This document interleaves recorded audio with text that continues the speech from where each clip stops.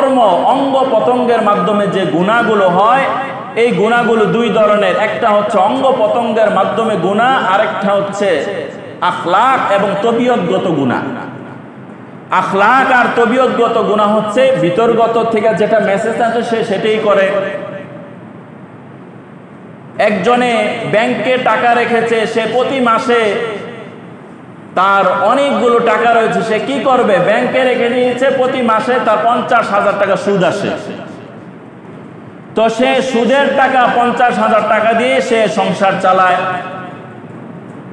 আরেকজন 10,000 টাকা, অত বেশি টাকা না, সে 10,000 হালাল টাকা দিয়ে সংসার চালায়। তাহলে বিষয়টা কি? যে 50,000 দিয়ে সংসার চালায় সে একটু ভালোভাবে চলে, তাই না? আর যে 10,000 টাকা খরচ করে সে একটু কষ্টে চলে। তাহলে সে 10,000 টাকা তার সংসার খরচ নিয়ে আসলো আল্লাহকে ভয় করে। 10,000-এর মধ্যে সে কষ্ট করে চলতেছে, আল্লাহকে ভয় করে। আরেকজন 50,000-এ সংসার চালাইতেছে, সে আল্লাহকে ভয় করে না, সে সুদের উপর লাগায় একটু ভালো থাকার কি করতেছে? চেষ্টা করতেছে। তাহলে এই পুরাটাই কি মাইন্ডের ব্যাপার? পুরাটাই কি মাইন্ডের ব্যাপার। একজনের 5 তলায় বিল্ডিং আছে, আরেকজনের নাই। তাহলে যার নাই সে আফসোস করে কি মারা যাবে নাকি? না, তো সেও সবর করবে, আমি আল্লাহর কাছে পাবো। তাহলে মাইন্ড যদি চেঞ্জ করা যায় তো স্বভাবগত গুণাগুলো আস্তে আস্তে কি হবে? নষ্ট হবে। একটার কথা বললাম, আরো হাজারো গুনাহ রয়েছে যেগুলো মানুষের মাইন্ডের গুনাহ। যেমন কথার কথা, একজন মানুষ সে অশ্লীল কর্মকাণ্ডে লিপ্ত, সে যদি চেষ্টা করে, মেহনত করে এখান থেকে ফিরে আসা সম্ভব, সে ফিরে আসতেছে না, এটা তার ব্যক্তিগত ব্যাপার। তো ব্যক্তি যদি ইচ্ছা করে তাইলেই তো গুনাহ ছাড়া সম্ভব। তাহলে এটা কি ওয়াজ করে আপনাকে বুঝাইতে হবে, না নিজের মেহনত আর কষ্টের ফলে এটা ছাড়তে হবে? নিজের মেহনত আর কষ্টের ফলেই এটা কি ছাড়তে হবে। যদি ছাড়তে পারেন তাহলে আপনি এই কলব আর মাইন্ডের গুনাহ থেকে বাঁচতে পারবেন। আরেকটা হচ্ছে হাতের গুনাহ, যেগুলো কোরআনে স্পষ্টভাবে রয়েছে। তার মধ্য থেকে প্রসিদ্ধ গুনাহ যেগুলো না বললেই নয়, এর মধ্য থেকে 1 নাম্বার হচ্ছে এই যে গরমের যে তীব্রতা, এর অন্যতম একটা কারণ হচ্ছে সমাজের মধ্যে সুদ আর ঘুষের প্রচলন বেশি হওয়া। যেই সমাজের মধ্যে সুদ আর ঘুষের প্রচলন বেশি হয়ে যায়, ওই সমাজের উপর, ওই দেশের উপর আল্লাহ তাআলার দয়াও আস্তে আস্তে কি উঠতে থাকে। এরপর হচ্ছে জেনা, ব্যভিচার ব্যাপকভাবে হয়ে যাওয়া, হত্যা, নিরপরাধ মানুষকে হত্যা করা, তোহমত দেওয়া, নিরপরাধ মানুষকে অন্যায়, সে অন্যায় করে না, চুরি করে না, ওনাকে চোরের কি দেওয়া? তোহমত দেওয়া। সতীসাধ্যী নারী, তার কোনো অপরাধ নাই, আন্তাজে কথা শুনি না, সতীসাধ্যী নারীকে কি তোহমত দেওয়া। মদ, জুয়া, গান বাজনা, অশ্লীলতা এবং পর্দাহীনতা, এই হচ্ছে বড় বড় ক্যাটাগরির গুনাহগুলো। এই গুনাহগুলো কি ফেরেশতা করে না আমরা করি? আমরা করি। তো আমাদের কর্মের কারণে কি আল্লাহ তাআলার রাগ আর গুসা এসে যায়। এবার আসি বাঁচার উপায় কি? বাঁচার উপায় 3টা বলবো। 1 নাম্বার হচ্ছে আল্লাহ তাআলার উপর পূর্ণ আস্থা ও বিশ্বাস রাখা।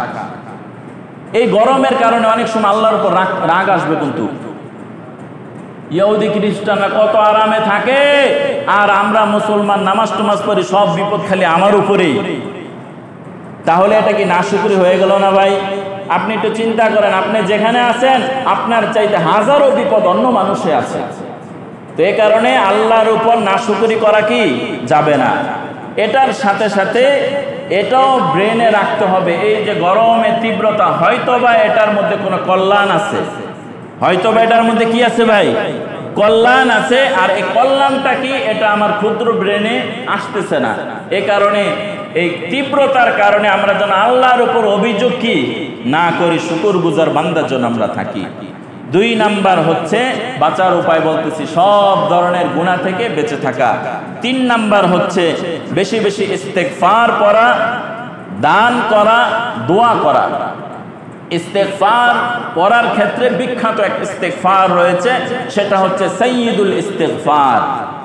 সাইয়্যিদুল ইস্তেগফার, এটা হচ্ছে ইস্তেগফার সময়ের মধ্য থেকে শ্রেষ্ঠতম ইস্তেগফার। এই সাইয়্যিদুল ইস্তেগফার বেশি বেশি করে পড়বেন।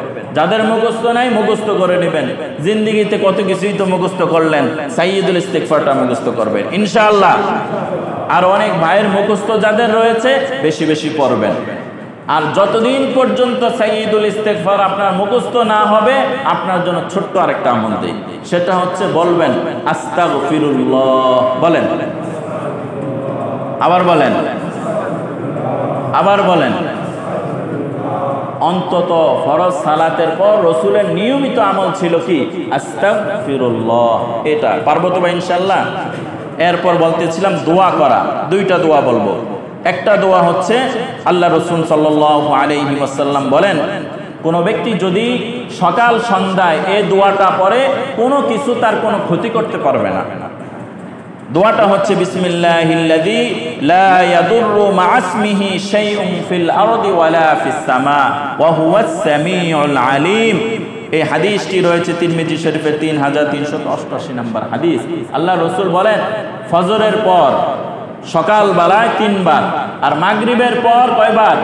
3 বার, অর্থাৎ সকাল সন্ধ্যা 3 বার করে এই মোট 6 বার যদি কোনো ব্যক্তি এটা পড়ে, কোনো কিছু তার কি করতে পারবে না?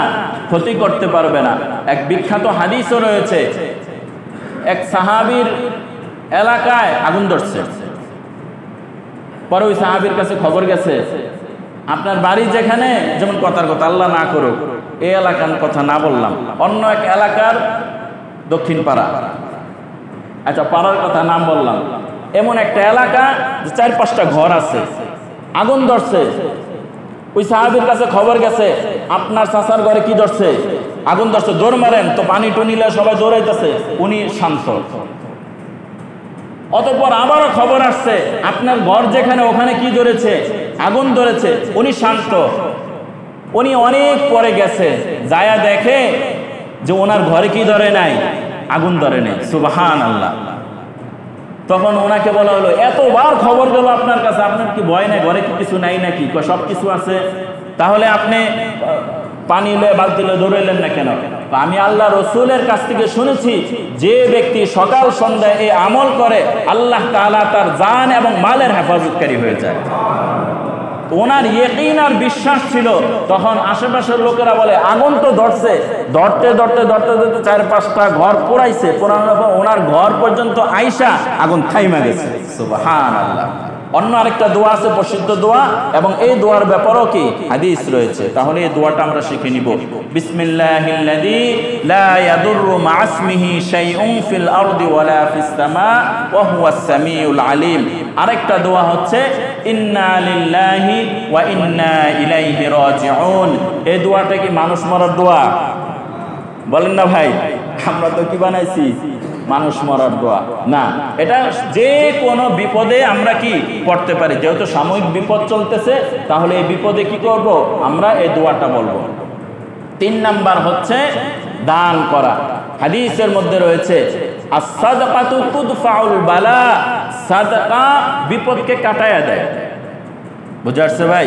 সাদাকা বিপদকে কি করে দেয়?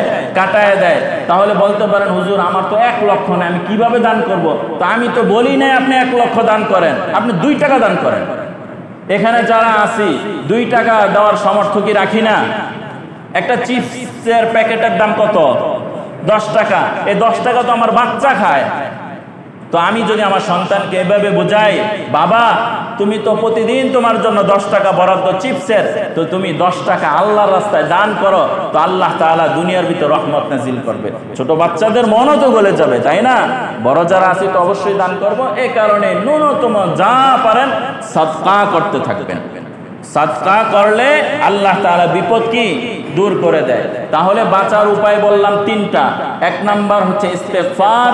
ইস্তেগফার পড়ার ক্ষেত্রে 2টা বলেছি, সাইয়্যিদুল ইস্তেগফার, আরেকটা সংক্ষিপ্ত ইস্তেগফার, সেটা কি? আস্তাগফিরুল্লাহ। দোয়ার ক্ষেত্রে 2টা দোয়া বলেছি। একটা হচ্ছে সকাল সন্ধ্যা বিসমিল্লাহিল্লাযী লা ইয়াদুররু মা'আসমিহি শাইউন ফিল আরদি ওয়ালা ফিস সামা ওয়া হুয়াস সামিউল আলিম। এই দোয়াটা পড়বেন, অথবা ইন্না লিল্লাহি ওয়া ইন্না ইলাইহি রাজিউন দোয়া। 3 নাম্বার হচ্ছে বাঁচার উপায়, কিছু দান সাদকা করা। আল্লাহ রাব্বুল আলামিন আমাদের সকলকে বলনে ওয়ালা শুননে ওয়ালা সকলকে আমল করার তৌফিক দান করেন। আমাদের ধারাবাহিক বিষয়বস্তুকে সাময়িক বন্ধ রেখে বর্তমান যেই সবচেয়ে বেশি জরুরত যেই জিনিসটা দেখা যাচ্ছে সেটা হচ্ছে প্রচণ্ড গরম, তাই না? প্রচণ্ড গরম, গরমের তীব্রতা। তাহলে কোরআন এবং হাদিসের দৃষ্টিতে আমাকে জানতে হবে যে প্রচণ্ড গরম,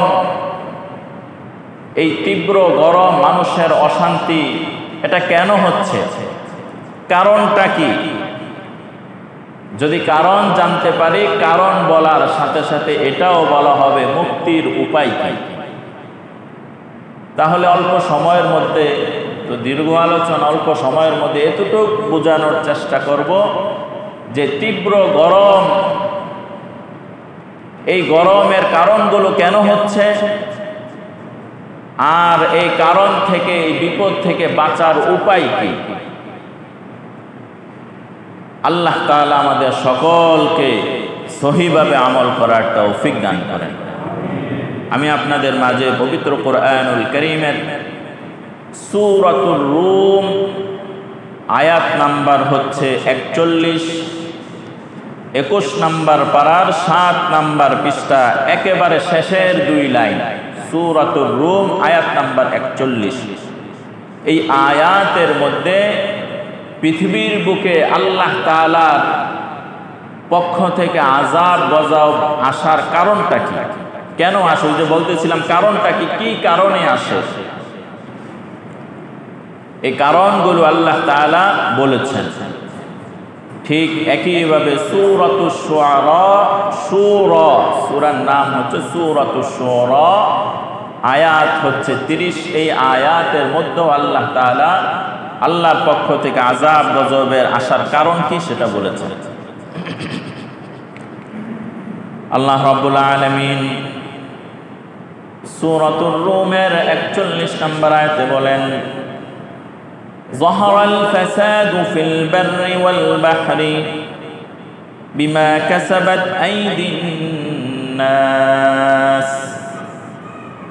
যাহারাল ফাসাদু ফিল বাররি ওয়াল বাহর, জমিনের বুকে আর আসমানের উপরে, নদীর উপরে, অর্থাৎ ভূপৃষ্ঠে এবং ভূপৃষ্ঠের উপরে, জলে স্থলে আল্লাহ তাআলার আযাব আর গুসা আসার কারণ হচ্ছে বিমা কাসাবাত আইদিন নাস। জলে আর স্থলে মানুষের উপর আল্লাহ তাআলার রূপ, আল্লাহ তাআলার ক্রোধ আর আযাব আসার কারণ আল্লাহ নিজে নয়, বরং জমিনের উপর জলে স্থলে আযাব আসার কারণ হচ্ছে একমাত্র সবগুলো মানুষের হাতের কামাই। অর্থাৎ এরকম না যে আল্লাহ রাগ করে আমাদের উপর কি আযাব দিচ্ছেন, বরং আমরা আমাদের আযাবকে ত্বরান্বিত করেছি।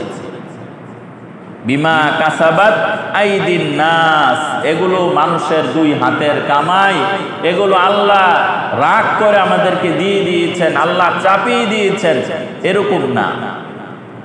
কেননা কোরআনুল কারীম পড়লে আপনারা দেখতে পাবেন যে আল্লাহ তাআলা রাগ আর ক্রোধ যে পরিমাণ রয়েছে তার চাইতে 1000 গুণ বেশি আল্লাহ তাআলার দয়া আর অনুগ্রহ রয়েছে। সুবহানাল্লাহ বলবেন না? আল্লাহু আকবার।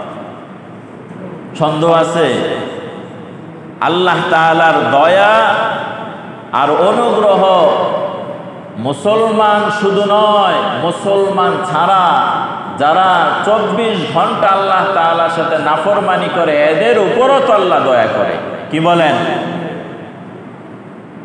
একজন হিন্দু বয়স তার 80 বছর, সে কয়বার আল্লাহকে সিজদা দিছে? একবারও দেয় নাই। কিন্তু মূর্তির সামনে সে অসংখ্যবার সিজদা দিয়েছে, আর সে এটা বলেছে এই মাটির তৈরি মূর্তি এটা আমার খোদা। তখন আল্লাহ তাআলার কাছে কেমনটা লাগার কথা বলেন? যে আল্লাহ তোকে খাওয়াইলো, যে আল্লাহ তোকে জান দিল, মাল দিল, সব দিল, এই আসমান আর জমিন মানুষের জন্য বানাইলো, আর ওই মানুষই আল্লাহ তাআলার নাফরমানি করে, সেকেন্ডে তো ধ্বংস হয়ে যাওয়ার কথা ছিল। কি বলেন? তো এই যে বেঁচে রয়েছি কেন? আল্লাহ তাআলার দয়া আর অনুগ্রহেই বেঁচে রয়েছে। বলতেছিলাম, তো আল্লাহ তাআলার রাগ আর ক্রোধের কারণে আমাদের উপর আযাব আসে না, বরং আযাব আসার কারণ আমরা কি নিজেরাই নিজেদের আযাবকে কি করেছি? ত্বরান্বিত করেছি। তো আল্লাহ বলছেন পরের অংশে, লিউযীকাহুম, যেন তারা আস্বাদন করতে পারে, বা'দাল্লাযী আমিলু, যে কিছু মানুষ এখান থেকে হয়তোবা ফিরে আসবে আল্লাহ তাআলার আযাবের কারণে। তো আল্লাহ তাআলার আযাব এটা মূলত আযাব না, এটা একটা সতর্ক বার্তা। এটা মূলত কি না? আযাব না। আযাব তো হইলে শেষ। এটা বন্ধ করে দেন। আযাবের অর্থ হবে ধ্বংস, শেষ। কিন্তু এই প্রচন্ড গরমের মধ্যে এখনো তো আল্লাহ আমাদেরকে কি বাঁচায় রেখেছেন, তাই না? কিন্তু প্রচন্ড গরমের কারণে আপনি দেখতে পাবেন অনেক প্রাণী সে নিহত হয়ে গেছে, অনেক উদ্ভিদ, জমিনের ফসল সে বেড়ে ওঠার শক্তি হারিয়ে ফেলেছে। আল্লাহ তাআলার অনেক মাখলুক নষ্ট হচ্ছে এই তীব্রতার কারণে, কিন্তু আপনার আমি এখনো ধ্বংস হই নাই। কিছুটা কষ্ট অনুভব হচ্ছে, তাই না? কিছুটা কষ্ট অনুভব হচ্ছে। তো আল্লাহ বলেন এটা এই কারণেই দিলাম যেন মানুষ ফিরে আসে। আযাব আল্লাহ যেমন বড়, তার আযাবও তো কি তেমনই বড়।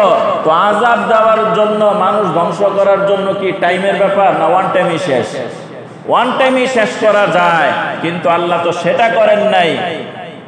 পৃথিবীর বুকে এমনও ঘটনা আমরা শুনি যে লৌহ হাওয়া, তীব্র এমন বাতাস যেটা আগুনের লেলিহান ছড়িয়ে যায়, মানুষের শরীরে লাগলে জ্বলছে আছে, শরীরের মধ্যে ফোড়া উঠে যায়, শরীর ক্ষত বিক্ষত হয়ে যায়। গরম, ওই গরম কি আমাদের? ওই গরম আমাদের না। তারপরও আমরা গরমে কতটা কি কষ্ট অনুভব হচ্ছে। ওই যে আল্লাহ বলছেন এটা কেন দিলাম? লিউযীকাহুম, যেন সে আস্বাদন করতে পারে এবং কিছু মানুষ আল্লাহর দিকে ফিরে আসতে পারে। তো আল্লাহর দিকে ফিরে আসবে কেন? যে আমার হাতের কারণে, আমার কর্মের কারণে আল্লাহ তাআলার এই সামান্য আযাব এসেছে, সুতরাং আমি আজকে থেকে ভালো হয়ে যাব ইনশাআল্লাহ। এই হচ্ছে, এই যে একটু টাচ দিছে, এটা কি দেওয়া হয়েছে? একটু টাচ দেওয়া হয়েছে, আযাব না। আমাদের শরীরের যে কন্ডিশন, এই কন্ডিশন অধিক ঠান্ডাও সহ্য করতে পারে না, অধিক গরমও সহ্য করতে পারে না। বলেন কি শরীর আমাদের, তাই না? এরকম না? প্রচন্ড ঠান্ডা এই দেহ সহ্য করতে পারে না, আবার প্রচন্ড গরম এই দেহ সহ্য করতে পারে না। আল্লাহু আকবার। আল্লাহ তাআলা মানুষকে শান্তির মধ্যে রেখে কখনো কখনো এগুলো তীব্রতা বাড়িয়ে দেন যেন কিছু মানুষ ফিরে আসতে পারে। আল্লাহ পবিত্র কোরআনুল কারীমের অন্য এক স্থানে বলেন, ওয়ামা আসাবাকুম মিন মুসিবাতিন ফাবিমা কাসাবাত আইদিকুম ওয়া ইয়াফু আন কাসীর। আল্লাহ বলেন মানুষের মধ্যে কিছু মুসিবত আর কষ্ট মধ্যে মানুষ পতিত হয়, ফাবিমা কাসাবাত আইদিকুম, এই কষ্ট যে তাকে স্পর্শ করলো এর কারণ হচ্ছে তার দুই হাত। দুই হাতের কারণেই এই কষ্ট আর বিপদ তার কাছে এসেছে। সমস্ত মুফাসসিরিনে কেরাম বলেন যে মানুষ কি অপরাধ শুধু হাত দিয়া করে না অন্য অঙ্গ প্রত্যঙ্গের মাধ্যমেও করে? কিন্তু আল্লাহ কোরআনে স্পষ্ট বলেছেন হাতের কামাই। কি বলেছেন? হাতের কামাই। তো হাত হচ্ছে শরীরের অন্যতম একটা অঙ্গ, যার মাধ্যমে অধিকাংশ কর্ম করা হয়। অধিকাংশ কি করা হয়? কর্ম করা হয়। এবং কঠিন থেকে কঠিন কাজগুলো হাতের মাধ্যমে করা হয়। এ কারণে গুরুত্বপূর্ণ একটা অংশ দিয়ে বুঝাইলেন যে এগুলো হাতের কামাই, অর্থাৎ হাতের কামাই দ্বারা উদ্দেশ্য হচ্ছে মানুষের অঙ্গ পতঙ্গের কারণে এগুলো অর্জিত হয়েছে, মানুষ এটার জন্য নিজেরাই দায়ী, নিজের কর্মের কারণে কি হয়েছে এই বিপদগুলো আসতেছে। এখানে হাত একটা মুখ্য উদ্দেশ্য। অনেক সময় বলে না যে অমুকের হাত অনেক লম্বা, দুইটা, একটা হলো ক্ষমতা বুঝাইছে যে ওনাকে এমন দেখলে কি মনে হবে ওনার হাত অনেক লম্বা, মানে মন্ত্রী পর্যন্ত ওনার কি আছে, হাত আছে, হাত মন্ত্রী পর্যন্ত কিভাবে থাকে, এটা একটা কথার কথা, দৃষ্টান্ত। তো আল্লাহ তাআলা হাত অন্যতম একটা অঙ্গ, অনেক কাজ করা হয়, এ কারণে হাত শব্দ উল্লেখ করেছেন। মূলত হচ্ছে মানুষের পুরা দেহ, এই দেহের কারণে মানুষ তার নিজের দেহের মধ্যে কি নিয়ে আসে, ক্ষতি নিয়ে আসে। তাহলে প্রচন্ড গরম, এই যে একটা কিছুটা সাময়িক কষ্ট অনুভব হচ্ছে, এর জন্য আল্লাহ দায়ী নয়, বরং আমরা প্রত্যেকেই নিজেদের কুকর্মের কারণে, খারাপির কারণে এই আল্লাহ তাআলার কিছুটা আযাব কি এসে গেছে। এবার আযাব তো অনেক ধরনের হতে পারে। এখন যদি এমন হয়তো প্রচন্ড ঠান্ডা, তাহলে অধিক ঠান্ডাও আমাদের জন্য আযাবের কারণ। যদি অধিক বাতাস, যে এত বাতাস কেউ বাহিরে বের হইতে পারে না, সব কিছু উড়ায় নিয়ে যায়, তাহলে প্রচন্ড বাতাস আর তুফান এগুলো তো আমাদের বিপদের কি কারণ। তাহলে এবারে যে সব বিপদের কারণ মানুষ নিজেই। এবার নিজ চোখে যে বিপদটা দেখতেছি সেটা হচ্ছে গরমের বিপদ। এবার গরম সম্পর্কে আল্লাহ তাআলা, আল্লাহ রাসূল সাল্লাল্লাহু আলাইহি ওয়াসাল্লাম বলেন, বুখারী শরীফের 3টা হাদিস উল্লেখ করব আপনাদের মাঝে, যে গরম এটা 3 ধরনের হয়। এক ধরনের গরম হচ্ছে, সেটা হচ্ছে জাহান্নামের গরম, জাহান্নামের উত্তপ্ততা। এটা বুঝে কখন আসবে, জাহান্নামে গেলে। দুনিয়ায় থাকা তো আর এটা সম্ভব না, এটার মজাটা কিরকম। তো আমরা আগে থেকে দোয়া করি, আল্লাহ ওটার মজারও আমাদের দরকার নাই, আমরা কেউ জাহান্নাম চাই না, সবাই জান্নাত চাই, সবাই আমিন বলেন। এই গরম, এই যে গরম অনুভব হচ্ছে, একটা শরীরে অনুভব হইতেছে না, তো এসির মধ্যে বসে টের পাই না। বাহিরে যারা কৃষক, আল্লাহু আকবার, আরে যারা রিক্সা চালায় এদের যে কষ্ট, দিন মজুর যারা, যারা সকালে বের তার হতেই হবে, সন্ধ্যাবেলায় সে যদি কাজে না যায়, ঘর ফাঁকা, ঘরে খাবার আসবে না, সে তো কাজের তাকিদে বের হইতে হয়, তার যে কি কষ্ট। আমরা অনেকে কষ্ট অনুভব করি না, কেননা আমাদের খাদ্য মজুদ, তাই না? অনেকের বাসায় 1 বস্তা চাউল আছে, তো আগামীকাল ভাত রান্না করার জন্য ঘরের ওয়াইফ আর মা বোনরা টেনশন করতে হয় না, কেননা ওই চাউলের ডামের মধ্যে কি আছে, চাউল আছে। যার ঘরে চাউল নাই, যে কষ্ট না করলে খাবার আসবে না, তার তো বের হতেই হয়, তো তার কষ্ট যে কত বেশি। আল্লাহু আকবার। এই তো মানুষের তীব্রতা, আমরা একটু কিছুটা কথা আলোচনা করতেছি। যে সমস্ত প্রাণীর মুখের জবান নাই, তারাও তো কষ্ট করতেছে, তো তারা তো কাউকে বলতে পারতেছে না। আল্লাহু আকবার। বলতেছিলাম এই গরম, এই যে গরম, এই গরমের তীব্রতা হচ্ছে জাহান্নামের আগুন, জাহান্নামের তীব্রতা। হাদিসের মধ্যে রয়েছে, আল্লাহ রাসূল সাল্লাল্লাহু আলাইহি ওয়াসাল্লাম বলেন, নারুকুম জুজউম মিন 70 জুজআম মিন নারি জাহান্নাম। নারুকুম তোমাদের আগুন, তোমাদের আগুন বলতে দুনিয়ার আগুন। সাহাবায়ে কেরামকে বলতেছে তোমাদের আগুন, তোমাদের আগুন বলতে জমিনের উপর যে আগুন আছে, এই আগুনের কথা বলছেন। নারুকুম তোমাদের আগুন হচ্ছে জুজউম মিন 70 জুজআম মিন নারি জাহান্নাম, জাহান্নামের আগুনের 70 ভাগের 1 অংশ। 70 ভাগের 1 অংশ হচ্ছে দুনিয়ার আগুন। আমরা কি আগুনে কষ্ট দেয় না গরমে কষ্ট দেয়?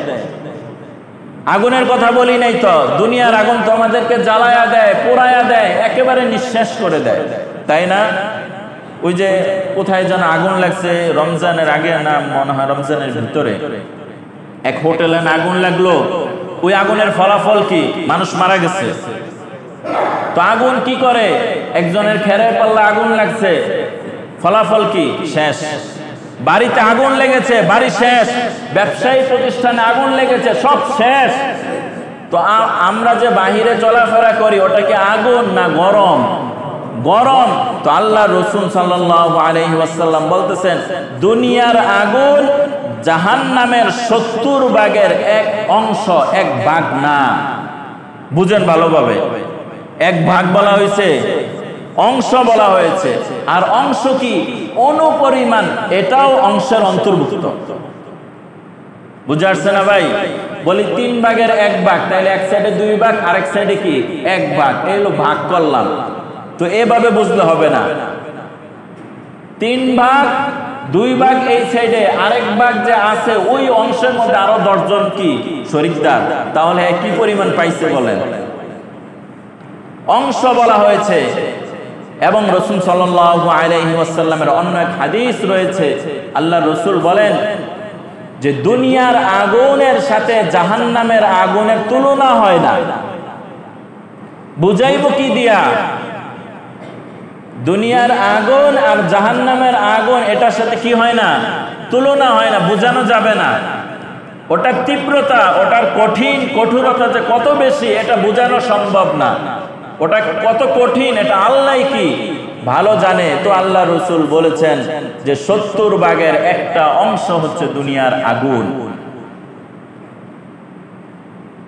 2 নাম্বার হচ্ছে গ্রীষ্মকালীন গরমের তীব্রতা, এই যেটা এখন চলতেছে, এই যে গরমের যে তীব্রতা, এই ব্যাপারে বুখারী শরীফের 5539 নম্বর হাদিস। আর আগের যে হাদিসটা পড়লাম সেটা হচ্ছে বুখারী শরীফের 3265 নম্বর হাদিস। এই গ্রীষ্মকালীন যে গরমের তীব্রতা, যেটা আমরা এখন অনুভব করছি, এই ব্যাপারে আল্লাহ রাসূল বলেন, ইন্না শিদ্দাতাল হাররি মিন ফাইহি জাহান্নাম, গরমের এই যে তীব্রতা, এটা জাহান্নামের একটা লেলিহান। এই যে গরম, এই গরমের তীব্রতা জাহান্নামের একটা বাতাস, কল্পনা করা যায়? আল্লাহু আকবার। তো আল্লাহ রাসূল বলেন, ফাইদা ইশতাদ্দাল হাররু, যখন গরমের তীব্রতা বেড়ে যায়, ফাআবরিদু বিসসালাহ, তখন তোমরা গরমকে ঠান্ডা করে নামাজ পড়ো। গরমকে ঠান্ডা করে নামাজ পড়ো। এখানে বোঝানো হয়েছে যোহরের নামাজ। যোহরের সময় গরমের তীব্রতা কি থাকে? অনেক বেশি থাকে। এ কারণে আল্লাহ রাসূল বলছেন যে গরমটা কিছুটা ঠান্ডা করে, অর্থাৎ গরমটা কিছুটা যখন ঠান্ডা হবে তখন তোমরা কি পড়ো? যোহরের নামাজ পড়ো। কিন্তু আমরা তো একটা বাইন্দা লইছি, আমাদের নির্দিষ্ট একটা টাইম আছে, এই টাইমের আগে পিছনে কি করা যায় না। তবে এখনো তো আসা যায় সহনীয় পর্যায়ে, যে আমরা ওই সময়গুলোতে আসতে পারি।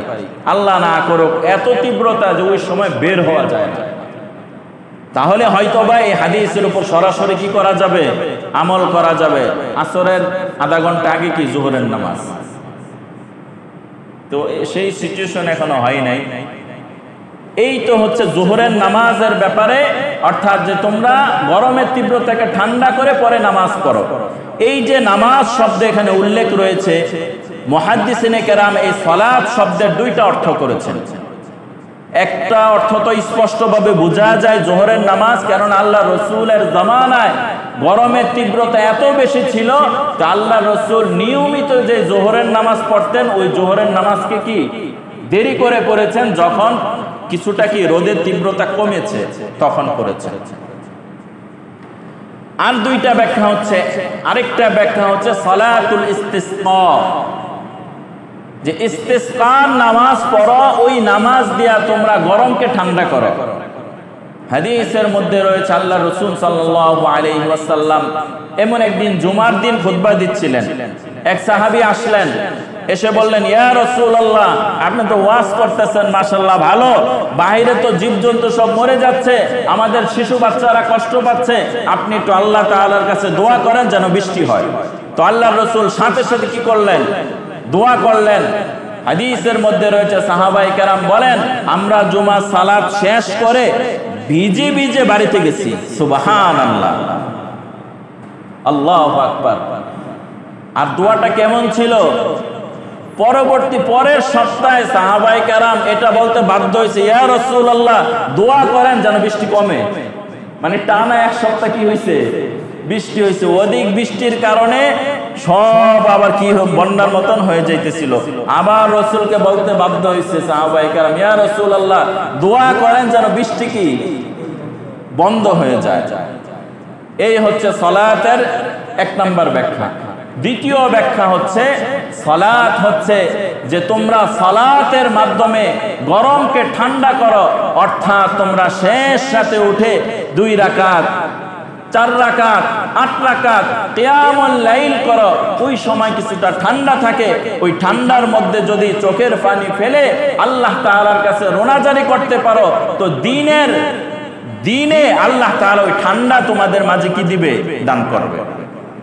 তাহলে 3টা ব্যাখ্যা এখান থেকে বললাম। আল্লাহ রাসূল বলেন, এই যে গ্রীষ্মকালীন যে গরমের তীব্রতা, এটা হচ্ছে জাহান্নামের একটা বাতাস। ফাইদা ইশতাদ্দাল হাররু, যখন গরমের তীব্রতা বেড়ে যাবে তখন নামাজের মাধ্যমে তোমরা ওটা ঠান্ডা করো। ঠান্ডার 3টা ব্যাখ্যা, সালাতের 3টা ব্যাখ্যা করলাম। এই হাদিসটি রয়েছে বুখারী শরীফের 39 নম্বর হাদিস। 3 নাম্বার আরেকটা গরম রয়েছে, সেটা হচ্ছে জ্বরের গরম। অনেকের জ্বর হয় না, জ্বর। শীতকালে একজনের জ্বর হয়েছে, বলেন তো তার শরীর ঠান্ডা না গরম? গরম, কিন্তু পরিবেশ কি ঠান্ডা, কিন্তু তার শরীরে কি গরম। আবার এই এখন গরমের সিজন চলতেছে, এখন একজন লোকের জ্বর আসলো, তাহলে অন্য 8-10টা মানুষের শরীরের তাপমাত্রার চাইতে ওনার তাপমাত্রাটা কি বেশি। এই ব্যাপারে হাদিস শুনে, ওই যে গরম বললাম, 3 নাম্বার হাদিস, আল্লাহ রাসূল বলেন, আল হুমিয়া মিন ফাইহি জাহান্নাম, জ্বরের যে তীব্র গরম এটাও জাহান্নামের একটা বাতাস। মানুষের শরীরের মধ্যে যেই জ্বর অনুভব হয় এটাও জাহান্নামের কি একটা বাতাস। ফাআবরিদুহা বিল মা, তোমরা এই গরমকে ঠান্ডা করো পানি দিয়া। এই গরমকে ঠান্ডা করো কি দিয়া? পানি দিয়া। তাহলে এখান থেকে একটা চিকিৎসাও পাইলাম। যদি জ্বর হয় তাহলে খালি নাপা খাওয়াইতে থাকবে নাকি? ওষুধ তো খাইতেই হবে। সাথে সাথে এটাও জানলাম, গরম যদি জ্বর হয় তাহলে তার 1 নাম্বার চিকিৎসা কি? পানি ঢালা। আগে তো শুনতাম যে গরম মানে জ্বর আসলে লেপ কম্বল যা আছে সব আরো কি দিত? চাপ দিত। এখন আবার ডাক্তাররা বলা শুরু করছে, গরম হইলে অত চাপাচাপি করবেন না, গোসল দিবেন, শরীর মুছাই দিবেন, এরপরে মাথায় কি দিবেন? পানি দিবেন। আরে এই কথা তো ডাক্তার করার দরকার নাই, আল্লাহর রাসূল 1500 বছর আগে বলে থুইয়া গেছে। সুবহানাল্লাহ। এখন এই সলিউশন, এটা কি ডাক্তারের ক্রেডিট না আল্লাহর রাসূলের? আল্লাহ রাসূল বলে গেছেন, যখন জ্বর হবে তখন এই জ্বরকে ঠান্ডা করো, জ্বরের গরমিকে ঠান্ডা করো কি দিয়া? পানি দিয়া। তাহলে হাদিস তো জানলাম, সাথে সাথে একটা চিকিৎসা কি ফ্রিতে জেনে ফেললাম। এবার আসি, এই যে গরমগুলো বাড়ার যে কারণগুলো, এই কারণগুলোর মধ্য থেকে অনেকগুলো কারণ রয়েছে। এর মধ্য থেকে আপনার মানুষের যেই কর্ম, অঙ্গ প্রত্যঙ্গের মাধ্যমে যে গুনাহগুলো হয়, এই গুনাহগুলো 2 ধরনের। একটা হচ্ছে অঙ্গ প্রত্যঙ্গের মাধ্যমে গুনাহ, আরেকটা হচ্ছে আখলাক এবং তবিয়তগত গুনাহ। আখলাক আর তবিয়তগত গুনাহ হচ্ছে ভিতরগত থেকে যেটা মেসেজ আসে সে সেটাই করে। একজনে ব্যাংকে টাকা রেখেছে, সে প্রতি মাসে তার অনেকগুলো টাকা রয়েছে, সে কি করবে? ব্যাংকে রেখে দিয়েছে, প্রতি মাসে তার 50,000 টাকা সুদ আসে। তো সে সুদের টাকা 50,000 টাকা দিয়ে সে সংসার চালায়। আরেকজন 10,000 টাকা অত বেশি টাকা না, সে 10,000 হালাল টাকা দিয়ে সংসার চালায়। তাহলে বিষয়টা কি যে 50,000 দিয়ে সংসার চালায় সে একটু ভালোভাবে চলে, তাই না? আর যে 10,000 টাকা খরচ করে সে একটু কষ্টে চলে। তাহলে সে 10,000 টাকা তার সংসার খরচ নিয়ে আসলো আল্লাহকে ভয় করে। 10,000-এর মধ্যে সে কষ্ট করে চলতেছে, আল্লাহকে ভয় করে। আরেকজন 50,000-এ সংসার চালাইতেছে, সে আল্লাহকে ভয় করে না, সে সুদের উপর লাগায় একটু ভালো থাকার কি করতেছে, চেষ্টা করতেছে। তাহলে এই পুরাটাই কি মাইন্ডের ব্যাপার, পুরাটাই কি মাইন্ডের ব্যাপার। একজনের 5 তলায় বিল্ডিং আছে, আরেকজনের নাই। তাহলে যার নাই সে আফসোস করে কি মারা যাবে নাকি? না, তো সেও সবর করবে, আমি আল্লাহর কাছে পাবো। তাহলে মাইন্ড যদি চেঞ্জ করা যায় তো স্বভাবগত গুণাগুলো আস্তে আস্তে কি হবে, নষ্ট হবে। একটার কথা বললাম, আরো হাজারো গুণা রয়েছে যেগুলো মানুষের মাইন্ডের গুণা। যেমন কথার কথা, একজন মানুষ সে অশ্লীল কর্মকাণ্ডে লিপ্ত, সে যদি চেষ্টা করে মেহনত করে এখান থেকে ফিরে আসা সম্ভব, সে ফিরে আসতেছে না, এটা তার ব্যক্তিগত ব্যাপার। তো ব্যক্তি যদি ইচ্ছা করে তাইলেই তো গুনাহ ছাড়া সম্ভব। তাহলে এটা কি ওয়াজ করে আপনাকে বুঝাইতে হবে না নিজের মেহনত আর কষ্টের ফলে এটা ছাড়তে হবে? নিজের মেহনত আর কষ্টের ফলেই এটা কি ছাড়তে হবে। যদি ছাড়তে পারেন তাহলে আপনি এই কলব আর মাইন্ডের গুনাহ থেকে বাঁচতে পারবেন। আরেকটা হচ্ছে হাতের গুনাহ, যেগুলো কোরআনে স্পষ্টভাবে রয়েছে। তার মধ্য থেকে প্রসিদ্ধ গুনাহ যেগুলো না বললেই নয়, এর মধ্য থেকে 1 নাম্বার হচ্ছে এই যে গরমের যে তীব্রতা, এর অন্যতম একটা কারণ হচ্ছে সমাজের মধ্যে সুদ আর ঘুষের প্রচলন বেশি হওয়া। যেই সমাজের মধ্যে সুদ আর ঘুষের প্রচলন বেশি হয়ে যায়, ওই সমাজের উপর, ওই দেশের উপর আল্লাহ তাআলার দয়াও আস্তে আস্তে কি উঠতে থাকে। এরপর হচ্ছে জেনা, ব্যভিচার ব্যাপকভাবে হয়ে যাওয়া, হত্যা, নিরপরাধ মানুষকে হত্যা করা, তোহমত দেওয়া, নিরপরাধ মানুষকে অন্যায়, সে অন্যায় করে না, চুরি করে না, ওনাকে চোরের কি দেওয়া, তোহমত দেওয়া। সতীসাধ্যী নারী, তার কোনো অপরাধ নাই, আন্তাজি কথা শুই না, সতীসাধ্যী নারীকে কি তোহমত দেওয়া। মদ, জুয়া, গান বাজনা, অশ্লীলতা এবং পর্দাহীনতা, এই হচ্ছে বড় বড় ক্যাটাগরির গুণাগুলো। এই গুণাগুলো কি ফেরেশতা করে না আমরা করি? আমরা করি। তো আমাদের কর্মের কারণে কি আল্লাহ তাআলা রাগ আর গুসা এসে যায়। এবার আসি বাঁচার উপায় কি। বাঁচার উপায় 3টা বলবো। 1 নাম্বার হচ্ছে আল্লাহ তাআলার উপর পূর্ণ আস্থা ও বিশ্বাস রাখা। এই গরমের কারণে অনেক সময় আল্লাহর উপর রাগ আসবে, কিন্তু ইহুদি খ্রিস্টানরা কত আরামে থাকে, আর আমরা মুসলমান নামাজ টামাজ পড়ি, সব বিপদ খালি আমার উপরেই। তাহলে এটা কি নাশুকরি হয়ে গেল না ভাই? আপনি একটু চিন্তা করেন, আপনি যেখানে আছেন আপনার চাইতে হাজারো বিপদ অন্য মানুষে আছে। তো এই কারণে আল্লাহর উপর নাশুকরি করা কি যাবে না। এটার সাথে সাথে এটাও ব্রেনে রাখতে হবে, এই যে গরমের তীব্রতা, হয়তোবা এটার মধ্যে কোনো কল্যাণ আছে, হয়তোবা এটার মধ্যে কি আছে ভাই, কল্যাণ আছে। আর এই কল্যাণটা কি, এটা আমার ক্ষুদ্র ব্রেনে আসতেছে না। এ কারণে এই তীব্রতার কারণে আমরা যেন আল্লাহর উপর অভিযোগ কি না করি, শুকরগুজার বান্দার জন্য আমরা থাকি। 2 নাম্বার হচ্ছে বাঁচার উপায় বলতেছি, সব ধরনের গুনাহ থেকে বেঁচে থাকা। 3 নাম্বার হচ্ছে বেশি বেশি ইস্তেগফার পড়া, দান করা, দোয়া করা। ইস্তেগফার পড়ার ক্ষেত্রে বিখ্যাত এক ইস্তেগফার রয়েছে, সেটা হচ্ছে সাইয়্যিদুল ইস্তেগফার। সাইয়্যিদুল ইস্তেগফার, এটা হচ্ছে ইস্তেগফার সময়ের মধ্য থেকে শ্রেষ্ঠতম ইস্তেগফার। এই সাইয়্যিদুল ইস্তেগফার বেশি বেশি করে পড়বেন। যাদের মুখস্থ নাই মুখস্থ করে নেবেন। জিন্দেগিতে কত কিছুই তো মুখস্থ করলেন, সাইয়্যিদুল ইস্তেগফারটা মুখস্থ করবেন ইনশাআল্লাহ। আর অনেক ভাইয়ের মুখস্থ যাদের রয়েছে বেশি বেশি পড়বেন।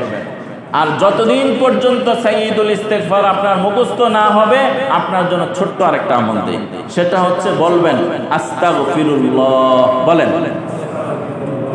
আবার বলেন, আবার বলেন। অন্তত ফরজ সালাতের পর রাসূলের নিয়মিত আমল ছিল কি আস্তাগফিরুল্লাহ। এটা পারবো তো ভাই ইনশাআল্লাহ। এরপর বলতেছিলাম দোয়া করা। 2টা দোয়া বলবো। একটা দোয়া হচ্ছে আল্লাহ রাসূল সাল্লাল্লাহু আলাইহি ওয়াসাল্লাম বলেন, কোনো ব্যক্তি যদি সকাল সন্ধ্যায় এই দোয়াটা পড়ে কোনো কিছু তার কোনো ক্ষতি করতে পারবে না। দোয়াটা হচ্ছে বিসমিল্লাহিল্লাযী লা ইয়াদুররু মা'আসমিহি শাইউন ফিল আরদি ওয়ালা ফিস সামা ওয়া হুয়াস সামিউল আলিম। এই হাদিসটি রয়েছে তিরমিজি শরীফের 3388 নম্বর হাদিস। আল্লাহ রাসূল বলেন ফজরের পর সকাল বেলায় 3 বার আর মাগরিবের পর কয়বার? 3 বার, অর্থাৎ সকাল সন্ধ্যা 3 বার করে এই মোট 6 বার যদি কোনো ব্যক্তি এটা পড়ে কোনো কিছু তার কি করতে পারবে না, ক্ষতি করতে পারবে না। এক বিখ্যাত হাদিসও রয়েছে, এক সাহাবীর এলাকায় আগুন ধরছে, পরে ওই সাহাবীর কাছে খবর গেছে আপনার বাড়ি যেখানে, যেমন কথার কথা আল্লাহ না করুক এই এলাকার কথা না বললাম, অন্য এক এলাকার দক্ষিণ পাড়া, আচ্ছা পাড়ার কথা নাম বললাম, এমন একটা এলাকা যে 4-5টা ঘর আছে, আগুন ধরছে। ওই সাহাবীর কাছে খবর গেছে আপনার চাচার ঘরে কি ধরছে, আগুন ধরছে, দৌড় মারেন। তো পানি টনিলে সবাই দৌড়াইতেছে, উনি শান্ত। অতঃপর আবারও খবর আসছে আপনার ঘর যেখানে ওখানে কি ধরেছে, আগুন ধরেছে, উনি শান্ত। উনি অনেক পরে গেছে, যায়া দেখে যে ওনার ঘরে কি ধরে নাই, আগুন ধরে নেই। সুবহানাল্লাহ। তখন ওনাকে বলা হলো এতবার খবর দেব আপনার কাছে, আপনার কি ভয় নাই, ঘরে কি কিছু নাই নাকি? সব কিছু আছে। তাহলে আপনি পানি লয়ে বালতি লয়ে দৌড়াইলেন না কেন? আমি আল্লাহ রসুলের কাছ থেকে শুনেছি যে ব্যক্তি সকাল সন্ধ্যায় এই আমল করে আল্লাহ তাআলা তার জান এবং মালের হেফাজতকারী হয়ে যায়। ওনার ইয়কিন আর বিশ্বাস ছিল। তখন আশেপাশের লোকেরা বলে আগুন তো ধরছে, ধরতে 4-5টা ঘর পোড়াইছে, পোড়ানোর পর ওনার ঘর পর্যন্ত আইসা আগুন থাইমা গেছে। সুবহানাল্লাহ। অন্য আরেকটা দোয়া আছে, প্রসিদ্ধ দোয়া, এবং এই দোয়ার ব্যাপারেও কি হাদিস রয়েছে। তাহলে এই দোয়াটা আমরা শিখে নিব। বিসমিল্লাহিল্লাযী লা ইয়াদুররু মা'আসমিহি শাইউন ফিল আরদি ওয়ালা ফিস সামা ওয়া হুয়াস সামিউল আলিম। আরেকটা দোয়া হচ্ছে ইন্না লিল্লাহি ওয়া ইন্না ইলাইহি রাজিউন। এই দোয়াটা কি মানুষ মরার দোয়া? বলেন না ভাই, আমরা তো কি বানাইছি, মানুষ মরার দোয়া না। এটা যে কোনো বিপদে আমরা কি পড়তে পারি। যেহেতু সাময়িক বিপদ চলতেছে, তাহলে এই বিপদে কি করব, আমরা এই দোয়াটা বলবো। 3 নাম্বার হচ্ছে দান করা। হাদিসের মধ্যে রয়েছে as-সাদাকাতু তুদফাউল বালা, সাদাকা বিপদকে কাটায়া দেয়। বুঝা আসছে ভাই? সাদাকা বিপদকে কি করে দেয়, কাটায় দেয়। তাহলে বলতে পারেন হুজুর আমার তো 1 লক্ষ না, আমি কিভাবে দান করব? তো আমি তো বলি নাই আপনি 1 লক্ষ দান করেন, আপনি 2 টাকা দান করেন। এখানে যারা আছি 2 টাকা দেওয়ার সামর্থ্য কি রাখি না? একটা চিপসের প্যাকেটের দাম কত? 10 টাকা। এই 10 টাকা তো আমার বাচ্চা খায়। তো আমি যদি আমার সন্তানকে এভাবে বুঝাই, বাবা তুমি তো প্রতিদিন তোমার জন্য 10 টাকা বরাদ্দ চিপসের, তো তুমি 10 টাকা আল্লাহর রাস্তায় দান করো, তো আল্লাহ তাআলা দুনিয়ার ভিতর রহমত নাজিল করবে। ছোট বাচ্চাদের মনও তো গলে যাবে, তাই না?